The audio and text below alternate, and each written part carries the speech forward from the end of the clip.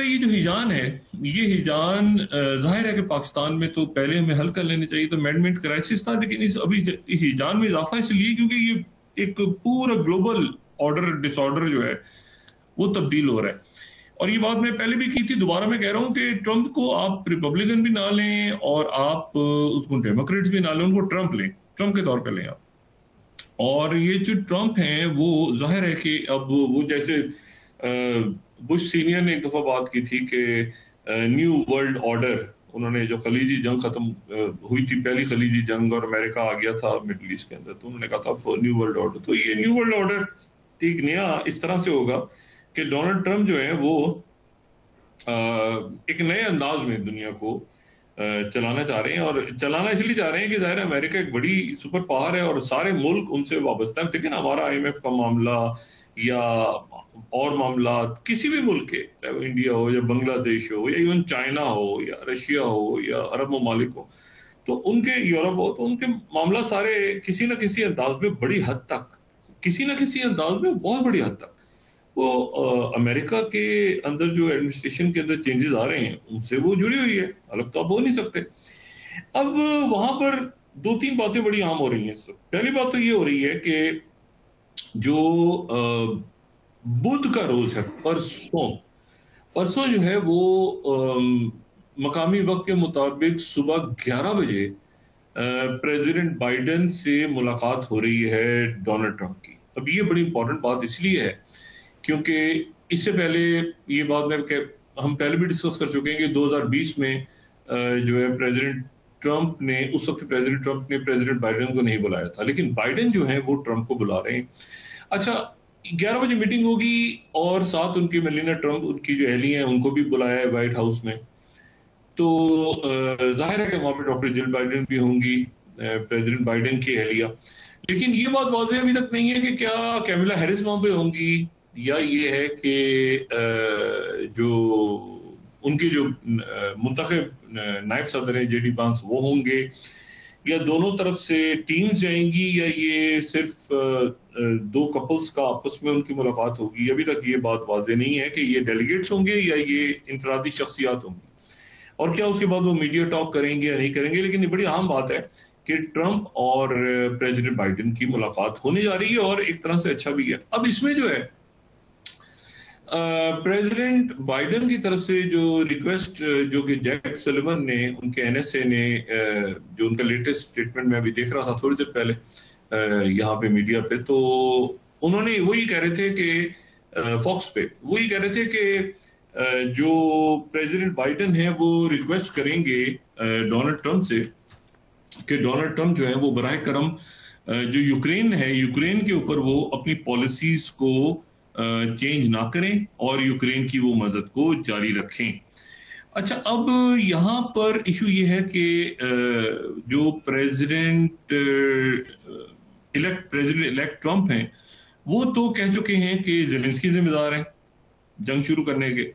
और वो ये भी कह चुके हैं कि जी ये जो जंग है, ये अगर मैं होता तो ये जंग जो है ये शुरू ही ना होती। अच्छा, इससे पहले जो है ये कल वॉशिंगटन पोस्ट ने एक खबर दी थी, जो सेकंड स्लाइड हम कोट कर सकें अगर, कि ट्रंप टॉक टू पुतिन, और ट्रंप ने पुतिन से बात की और उनसे कहा कि रशियन लीडर जो है वो पुतिन जो है वो एक्सकलेट ना करे, जंग को ना बढ़ाए, और पुतिन से ट्रंप ने ये बात की। वॉशिंगटन पोस्ट बड़ा मुतबर जो है अमेरिकन अखबार है,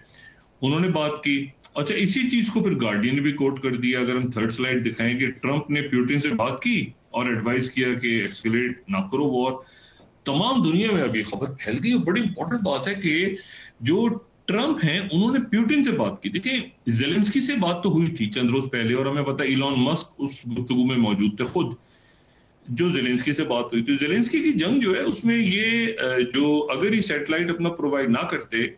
इलॉन मस्क, तो ये यूक्रेन की जंग में ना यूक्रेन की फौज और ना बाकी जो नेटो फौजें हैं वो इतना काम कर सकती हैं। उनको जाहिर है कि जो इंटरनेट था वो प्रोवाइड किया था, इंटरनेट सर्विसेज सारी प्रोवाइड की थी इलॉन मस्क ने। तो इलॉन मस्क जो है यकीनन ज़ेलेंस्की के करीब है, तो इलॉन मस्क जो है उस गुफ्तगू में जो टेलीफोनिक गुफ्तगू हुई ट्रंप और ज़ेलेंस्की की, उसमें वो मौजूद थे इलॉन मस्क। लेकिन जो ट्रंप और पुतिन की बात हुई, ये बड़ी एक ये बहुत बड़ी स्टोरी आई कि जी ट्रंप ने पुतिन से बात की और कहा है कि जी आप खबरों को ये खबर आई कि जी आप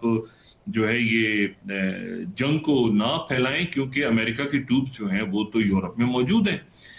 अब इशू इसमें ये हुआ कि फौरी तौर पे आज जो उनके तर्जुमान हैं क्रेमलिन के, उन्होंने इस खबर को जाली करार दे दिया। और उनकी तरफ से जो तास को मैं कोट करूं कि स्पोक्स पर्सन जो है फोर्थ, उन्होंने कहा कि ये खबरें जो हैं जाली हैं, किसी किस्म की कोई टेलीफोन कॉल नहीं हुई। और उन्होंने कहा बल्कि कि वाशिंगटन पोस्ट को और इस तरह के अखबारों को ख्याल रखना चाहिए इस बात का कि वो इतनी बड़ी खबर अगर दे दें, वो खबर इतनी बड़ी खबर दे रहे हैं कि जी पुतिन की ट्रंप से बात हुई है, तो ऐसी तो कोई बात ही नहीं हुई, ना कोई फोन कॉल हुई है और ना ही हमारा इरादा है कोई फोन कॉल करने का, और वगैरह वगैरह वगैरह वगैरह करके उन्होंने ये सारा मामला ठोस कर दिया।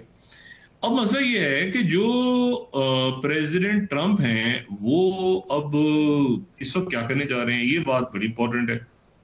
और यहाँ पे दो तीन बातें बड़ी इंपॉर्टेंट है। पहली बात तो ये है कि वो 94 एग्जीक्यूटिव ऑर्डर्स जो हैं वो गालिबन अपने पहले ही दिन वो मंजूर करने जा रहे हैं, जो प्रेसिडेंट बाइडेन के एग्जीक्यूटिव ऑर्डर्स थे 94। और उसके साथ ही जो दूसरी बात है वो ये है कि वो पहले ही दिन ये इनका अगर हम देखें तो अगर हम दिखा सकें 12 स्लाइड स्क्रीन पे, तो एग्जीक्यूटिव ऑर्डर का शेड्यूल एफ है और वो ये बताता है कि जी जो सर्विसेज से किन लोगों को फारिग किया जा सकता है, किन लोगों को अपॉइंट किया जा सकता है। अमेरिकन एग्जीक्यूटिव ऑर्डर के तहत ये 2020 में गालिबन जारी हुआ था, तो उसका जो शेड्यूल 5 है उसके मुताबिक प्रेसिडेंट बाइडेन जो है वो उन्होंने भी बहुत से लोग रखे, बहुत से लोग हटाए। अब ट्रंप जो है वो पहले दिन उनका जो इरादा है, जो वो बात कर रहे हैं अपने क्लोज सर्कल में, वो ये है कि वो 3-4 चीजें, उन्होंने बड़ी इंटरेस्टिंग बात की है जो प्रेसिडेंट इलेक्ट ट्रंप, वो कह रहे हैं कि मैं पहले दिन डिक्टेटर हूंगा, उसके बाद मैं डिक्टेटर नहीं रहूंगा, जो भी डिक्टोरियल काम है वो मेरे पहले ही दिन नजर आ जाएंगे। अब पहले दिन वो क्या करने जा रहे हैं, एक तो इमिग्रेंट्स की बहुत बड़ी तादाद उसकी, जो कि हजारों में हो सकती है, वो उन इमिग्रेंट्स को अमेरिका से फौरी तौर पे निकालने का हुक्म देने जा रहे हैं। दूसरी बात यह है कि हजारों की तादाद में सरकारी मुलाजमीन, अब ये सरकारी मुलाजमीन जो है इनकी तादाद को बयान हो रही है 50,000 सरकारी मुलाजमीन को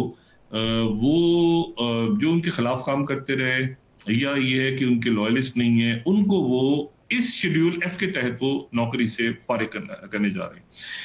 और मैं आपको सिर्फ ये बताऊं कि जैक स्मिथ उसमें सबसे ऊपर होंगे जी। जैक स्मिथ के बारे में अगर मैं एपी की अगर आप स्लाइड दिखा सकें, एसोसिएटेड प्रेस की, उन्होंने ये जो स्पेशल काउंसिल थे जिन्होंने मुकदमात बनाए थे, तो वो कहते हैं कि ट्रम्प सेज के if he takes office he'll fire special counsel Jack Smith within 2 seconds, 2 second में वो जैक स्मिथ को, जो कि स्पेशल काउंसिल थे, उनको फारिग करेंगे। अच्छा, और फिर तीसरी जो बात है वो तो एक तो ये जो बहुत सारे लोग फारिग होने जा रहे हैं, तीसरी जो बात इंपॉर्टेंट है वो ये है कि वो कुछ 1500 ऐसे लोगों को जो कि 6 जनवरी 2021 के हंगामों में वो जो जिनका नाम आया था, चाहे वो कैद में हो, चाहे वो उनको सजाएं हो चुकी हों, चाहे वो बाहर हों, अंदर हों, दाएं हों, बाएं हों, कहीं पर भी हों, तो उनके लिए वो आम माफी का ऐलान करने जा रहे हैं डोनाल्ड ट्रंप। ये जो है ये बड़ी इंपॉर्टेंट बात होगी। अच्छा, जिन लोगों को वो फारिग करने जा रहे हैं, तो उनमें सबसे पहले तो जो नाम आ रहा है वो आ रहा है पेंटागन के सरबराह का, यानी सेक्रेटरी डिफेंस तो जाहिर जाएंगे ही, सेक्रेटरी डिफेंस तो जाहिर है ऑस्टिन लॉयड तो जाएंगे ही, और उनकी जगह कौन सी शख्सियत का ज्यादा नाम चल रहा है उसमें मैं तबसरा कर दूंगा, 3-4 लोग हैं, लेकिन ये ज्यादा किसका, लेकिन जो इंपॉर्टेंट बात है वो ये है कि जो टॉप जनरल है उनके, वो टॉप जनरल तो पहले ही फारिग होने जा रहे हैं, पहली ही हल्ले में। और वो जनरल ब्राउन है जो कि उनके जो अभी चेयरमैन जॉइंट हैं, और उनको तो वो फारिग करने जा रहे हैं फौरी तौर पे। और वो फारिग करने इसलिए जा रहे हैं कि वो कहते हैं भाई ये जो बंदा है, ये जेडी वांस ने पहले भी कहा था कि हम आने के बाद ये सबसे ज्यादा शुरू में जिन लोगों को फारिग करेंगे तो उसमें ये जेक्यू जो ब्राउन है चेयरमैन जॉइंट, वो भी फारिग होंगे उसमें सबसे पहले। और उसमें जो है वो, और ये मैं आपको बताऊं ये क्यों फारिग होंगे, अगर कुछ अर्सा पहले हम चले जाएं तो ये 22nd स्लाइड दिखाएं तो सीएनएन के जॉइंट चीफ के जो चेयरमैन है उन्होंने कहा था कि US credibility is at stake. जब उन्होंने ट्रंप ने नेटो के बारे में कमेंट्स दिए थे तो उन्होंने 22nd स्लाइड, तो उन्होंने ट्रंप के ऊपर तनकीद की थी और कहा था कि ये तो बात बिल्कुल गलत है। तो ये जो है ये सबसे पहले उस लाइन में लगे हुए हैं, जो लोग वहां से फारिग हो जाएंगे तो ये इनका नाम सबसे आगे चल रहा है। अच्छा, उसमें जो फिर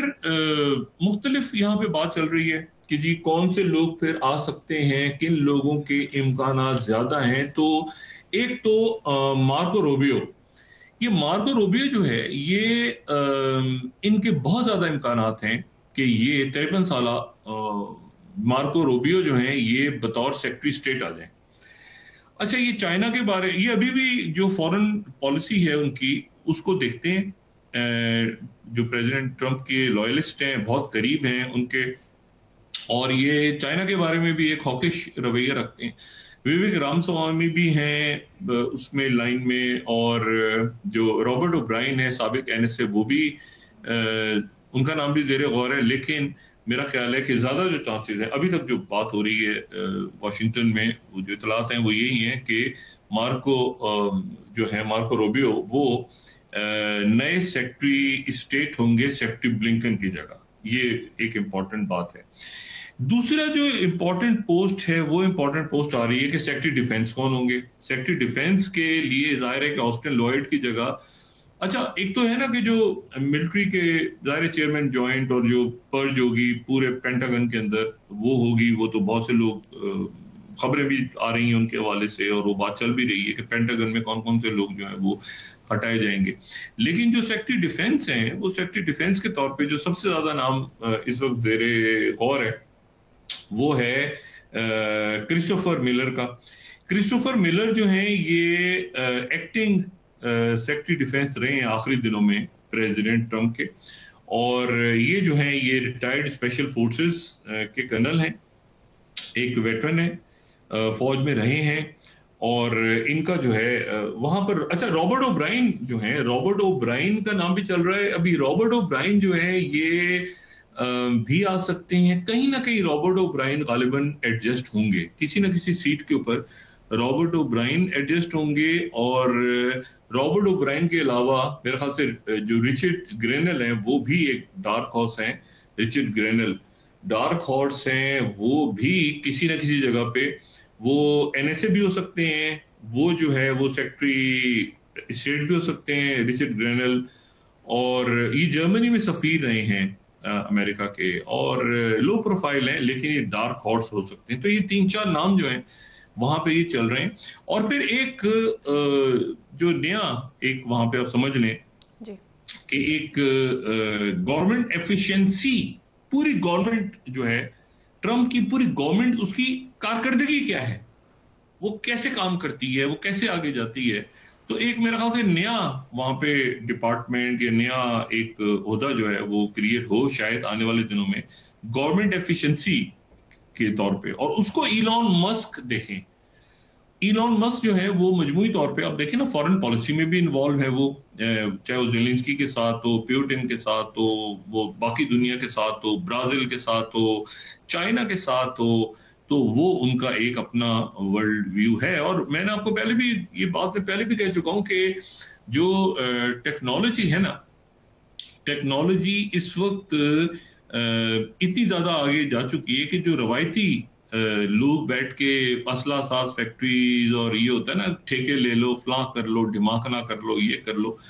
ये सारे मुल्कों में ये जो डिफेंस डिपार्टमेंट्स हैं वो अभी तक शायद टेक्नोलॉजी को, जदीद टेक्नोलॉजी को, स्टार्टअप्स को, और ये जो इलॉन मस्क हो गए या सैम ऑल्टमेंट हो गए या बाकी लोगों को, वो अभी तक डाइजेस्ट करने को तैयार नहीं हो रहे। मतलब इसीलिए कई आप देखें कई मुल्कों में किसी ने एक्स बंद किया हुआ है, किसी ने ये उनको इंटरेस्ट नहीं है कि आईटी इंडस्ट्री आगे जाए, उनको बस ये है कि हमारा जो काम धंधा है वही चलता रहे। और सोशल मीडिया पर, टेक्नोलॉजी पर, आईटी पर कुछ खास मुल्क जो है वो तवज्जो नहीं देते, बल्कि उनको दबाने की कोशिश करती हैं दुनिया के बहुत से मुल्क। उनका ख्याल ये है कि अगर ये टेक्नोलॉजी आगे चले गए ये लोग, तो फिर ये तो हमसे ज्यादा ज़हीन हो जाएंगे, बच्चे हमसे आगे निकल जाएंगे, यूथ हमसे आगे निकल जाएगी। इसी तरह से वहां पर जो पेंटागन में भी उन्होंने बड़ी मुश्किल से सिलिकॉन वैली को, उन्होंने वो ये लॉकहीड मार्टिन और पुराने आगे पीछे वो जो बोइंग और ये सारे, तो बड़ी मुश्किल से उन्होंने डाइजेस्ट किया कि भाई ये टेक्नोलॉजी जो है, ये चाहे एलएलएम्स की सूरत में हो या एजीआई की तरफ तो हम बढ़ रहे हैं,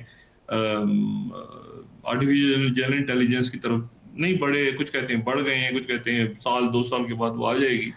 लेकिन ये उन्होंने फिर वो ब्लॉकचेन में, क्रिप्टो में उन्होंने डिस्करेज किया अपने मुल्कों में ना, उन्होंने आगे नहीं जाने दिया।